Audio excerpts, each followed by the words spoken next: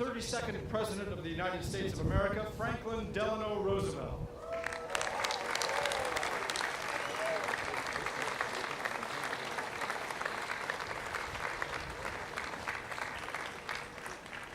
It's wonderful to be back here again. You see, I was here in 1932, and Portland gave a speech about how important this dam would be for this area. Then again in 1934, I traveled to see the preliminary work. Marvelous. And then in 1937, I had the privilege of dedicating this facility.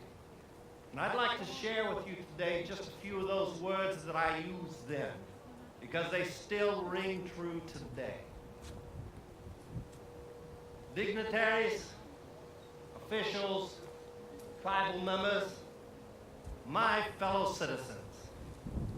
Today I have a feeling of real satisfaction in witnessing the completion of another great national project, and a pleasure in the fact that in its inception 4 years ago, I had some part. To you who live thousands of miles away in other parts of the United States, I want to give you 2 or 3 simple facts.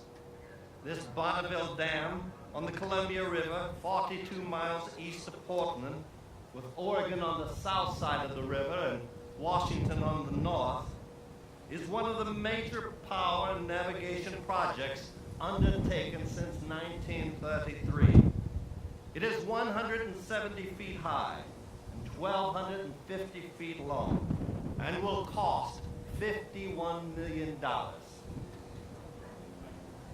Its locks will enable shipping to use this great waterway much further inland than at present, and give an outlet to the enormously valuable agricultural and mineral products of Oregon, Washington, Idaho, and Montana.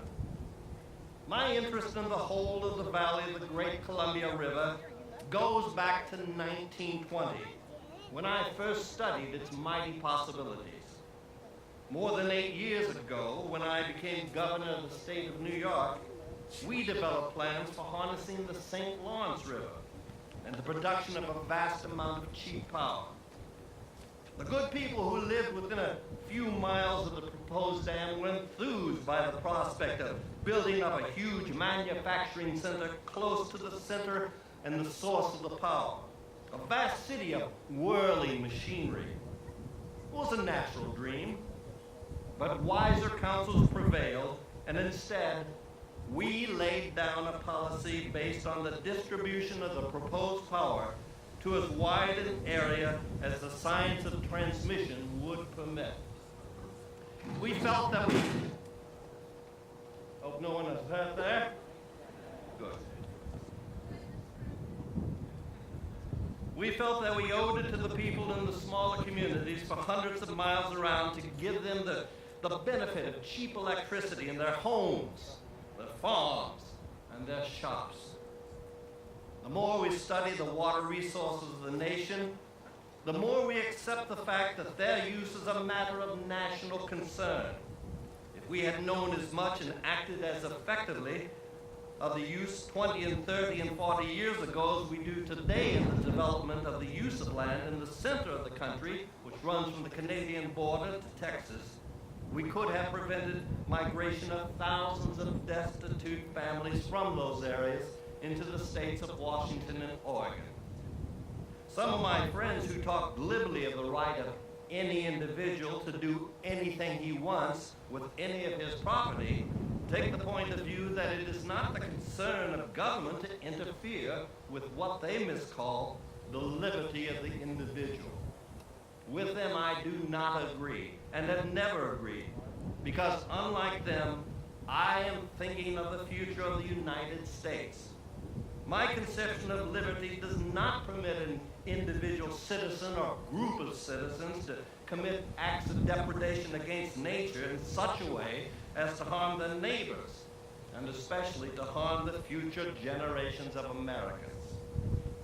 The responsibility of the federal government for the welfare of the citizens will not come from the top in the form of unplanned hit-or-miss appropriations of money, but will progress to the national capital from the ground up, from the communities and counties and states. The watershed of the Columbia River, which covers the greater part of the states of Oregon, Washington, Idaho, and a portion of Montana, is a unit, as we expect it will be 50 and even 100 years from now. That is why, in developing electricity from this Bonneville Dam, the policy of the widest use ought to prevail. The transmission of electricity is making such scientific strides today that we can well visualize a date, not far distant, when every community in this great area will be wholly electrified. No one would suggest that the great cities of Portland and Tacoma and Seattle and Spokane should stop their growth, but their healthiest growth actually depends on a simultaneous healthy growth of every smaller community within a radius of hundreds of miles. Truly, in the construction of this dam, we have had our eyes on the future of the nation. Its cost will be returned to the people of the United States many times over in the improvement of navigation, transportation, the cheapening of electric power, and the distribution of this power to hundreds of small communities within a great radius. As I look upon Bonneville Dam today, I cannot help the thought that instead of spending, as some nations do, half their national income on piling up armaments and more armaments for the purposes of war, we in America are wiser in using our wealth on projects like this, which will give us more wealth, better living, and greater happiness for our children. Thank you.